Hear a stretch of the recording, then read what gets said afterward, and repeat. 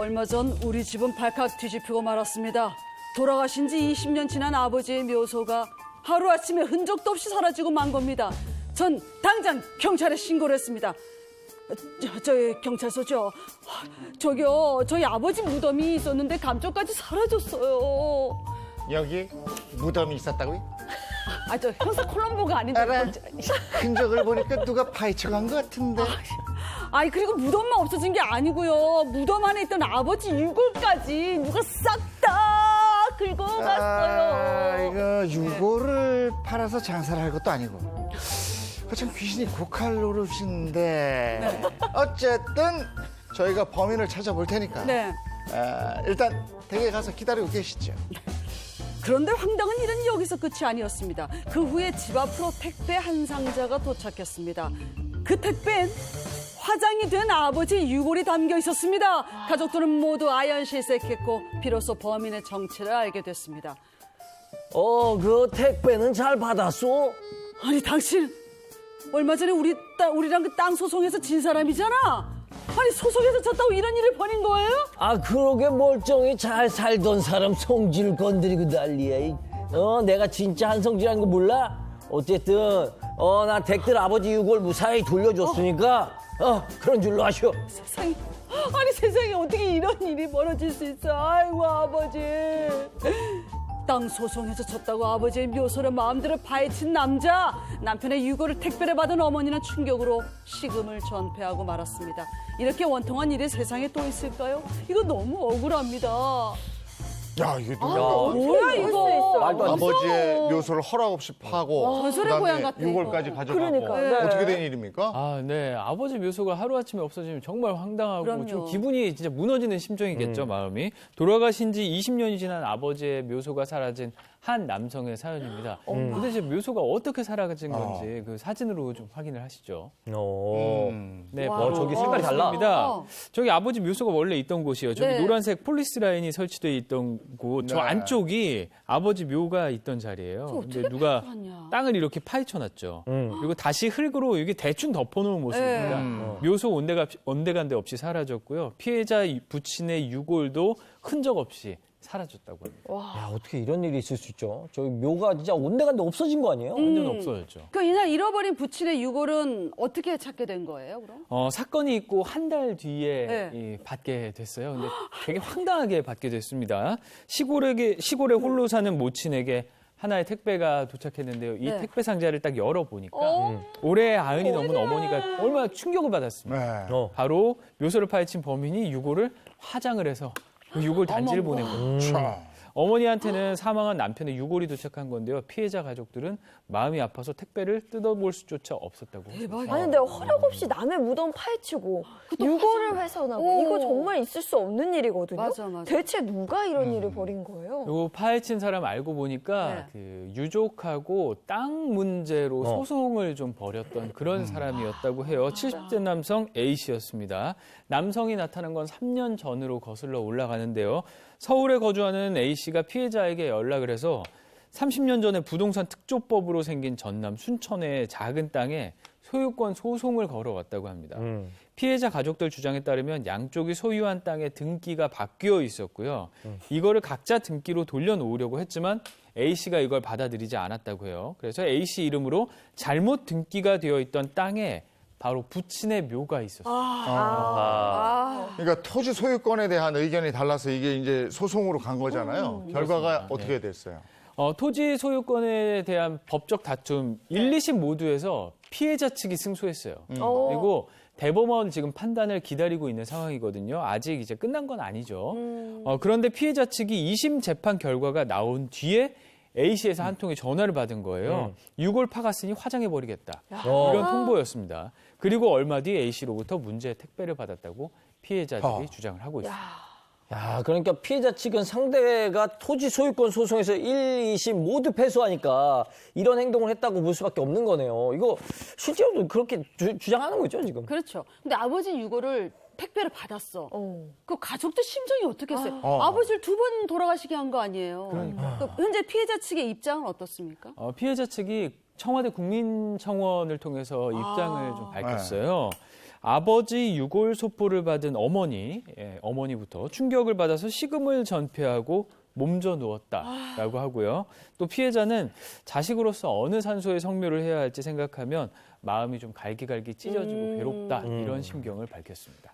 근데 이제 그 택배로 온 유골도 네. 묘를 파헤친 지 한 달 이상 지난 다음에 도착한 거라 이게 도대체 아버지의 이게 유골인지도 모르겠다 네, 이렇게 얘기를 하고 그럴 수 있다고 있겠네요. 그러는데 네. 아니 이런 사건 형법에서 처벌 규정이 있습니까? 근데 이제 재판을 하다 보면은 네. 이 재판하는 당사자끼리 서로 원수처럼 되는 경우가 많아요. 부부끼리도 원수가 되고 이렇게 심판 남인 경우에는 소송하면 완전히 원수처럼 돼서 이렇게 엽기적인 행동을 하는데 정말로 저는 충격적입니다. 자, 근데 이 사람 같은 경우에는 우리나라 형법에 따라서 처벌이 됩니다. 네. 이 분묘 발굴죄라고 있어가지고요.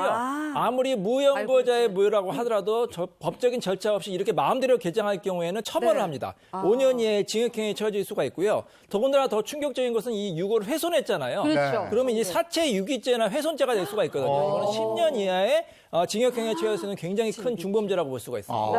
아니 근데 사건이 일어날 당시에는 토지 소유권이 A 씨한테 있었단 말이죠. 그런데 그렇다 하더라도 아무리 땅 주인이다 하더라도 남의 이런 묘를 함부로 건드려서 안 되는 거잖아요. 근데 이런 일이 왕왕 발생해요. 특히 이제 그 지방에 계시는 분들이 많이 발생을 하는데 네. 여러분 요즘에 그 땅 투자 같은 데 관심 네. 많은 분 있잖아요. 네. 이 지방에 땅, 뭐 임야 같은 걸 딱 매입을 했는데 거기에 자세히 보니까 이렇게 분묘가 있는 경우가 종종 있습니다.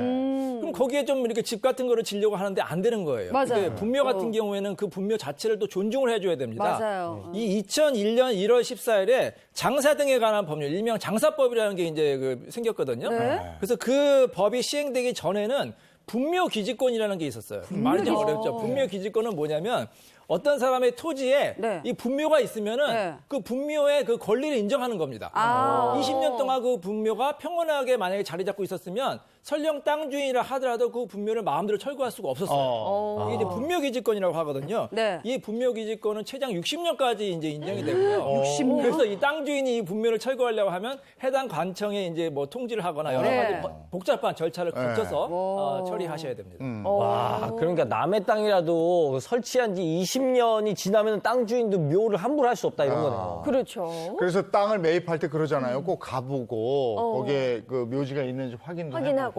근데 기왕에 내 땅이라도 거기에 누가 묘를 쓰면 그거를 내 땅이라도 함부로 그렇게 사용할 수가 없다고 그러더라고요. 맞아. 네. 근데 묘를 설치한 지 뭐 20년 됐거나 아니면 아직 안 됐거나 그런 걸 떠나서 2001년 1월 13일 이후에 설치한 경우라면 분묘 기지권이 성립되지 않는 거잖아요. 네. 그럼 그런 경우 땅 주인이 분묘를 개장할 수 있습니까? 그것도 어렵습니다. 2001년 1월 13일 이후에 만약에 설치된 분묘를 하더라도 비록 분묘기지권이 인정이 안 된다 하더라도 역시 또 법적인 절차를 거쳐야 돼요. 예를 들어서 최소 3개월 전에 그 분묘를 관리하는 사람이나 아니면 유족에게 통지를 하든지 아니면 그게 누군지 알 수 없으면 3개월 이상 공고를 해야 됩니다.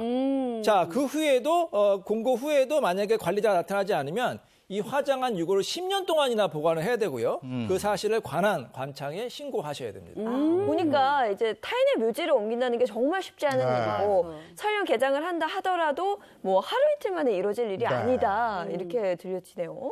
근데 이 사건은 그렇게 해버렸고 네. 이거는 관청의 허가도 받지 않고 절차를 거치지 않고 한 것 그치, 같은데요. 묘를 철거한 거지.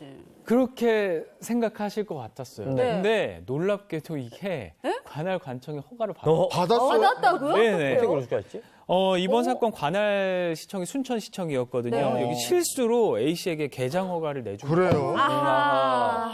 그러니까 시청 관계자가 좀 해명을 했는데 네. 담당 관계 공무원이 해당 업무를 본 지 얼마 안 된 사람이에요. 아유, 그래서 어떡해. 적법한 절차를 거친 것으로 좀 오인을 하고 어떡해. 그렇게 판단하고 개장 허가를 했다는 겁니다. 그러니까 업무 미숙으로 인한 실수기 때문에 이번 일이 이렇게 일어난 거다.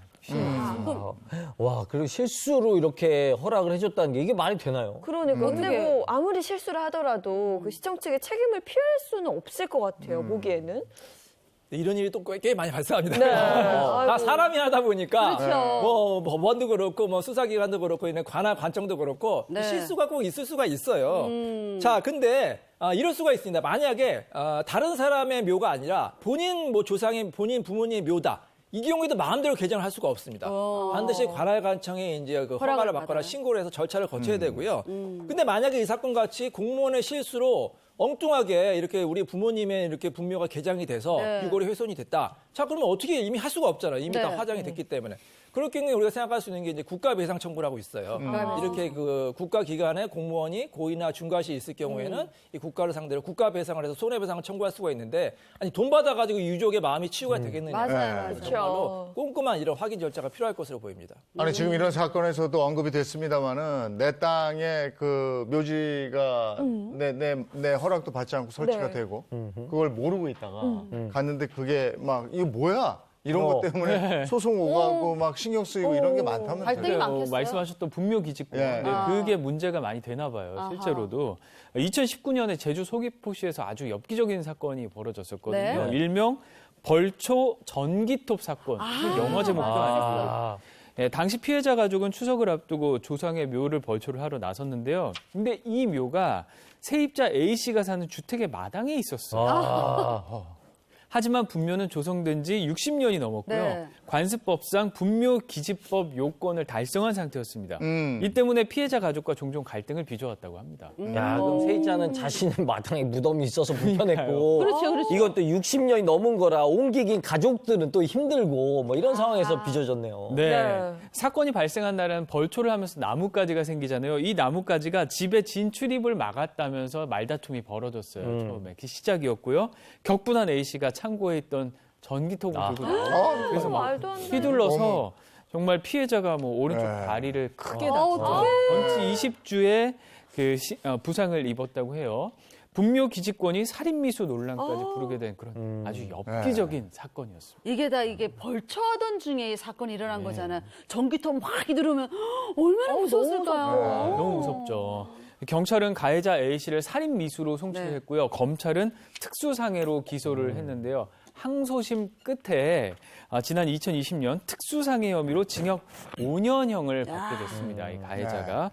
이 일로 내 땅에 남의 묘소가 설치된 아까 우리 얘기했죠. 네. 분묘 기지권을 둘러싼 논란이 끊이질 않게 됩니다. 예전에는 매장을 했으니까. 네, 근데 내가 이제 매장할 수 있는 분묘를 만들 수 있는 땅이 없으니까 거기다가 그냥 양지 바른 곳에다가 묻어놓는단 말이에요. 맞아요. 네.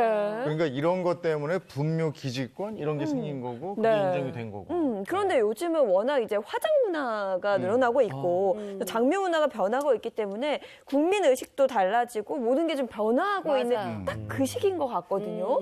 맞아요. 그러니까 좀 누리꾼 의견도 찬반이 갈렸던 것 같아요. 네. 의식이 바뀌고 있으니까요. 네. 뭐 예전처럼 그냥 땅에 묻었다면 당연히 찬성이 많았겠죠. 우선 찬성 측은 20년간 아무 말 없다 주인이라고 나타나면 곤란하다. 또 사유재산권을 넘어서 우리 조상의 산소를 지킬 권리가 있다. 이런 의견도 있었습니다. 하지만 반대도 만만치 않았는데요. 반대는 남의 묘지 때문에 내 땅을 사용을 못하면 이거 얼마나 부당하냐. 그렇죠. 또 묘지 알박기처럼 부작용이 생길 수 있다.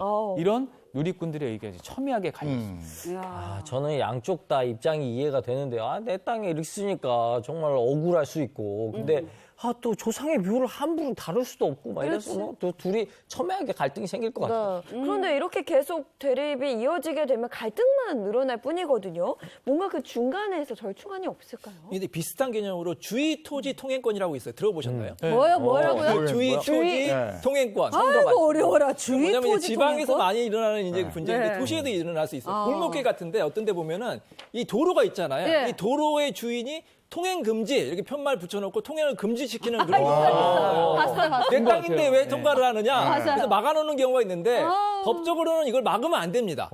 왜냐하면 이 도로 통행료 같은 경우에는 사람들이 지나다녀야 되잖아요. 그렇기 때문에 이 주의 토지 통행권을 이제 주장을 하면 인근 주민들이 그 통행을 이제 할 수가 있어요, 도로를. 네. 다만 이게 또 문제가 있습니다. 무상으로 통행하면 안 돼요.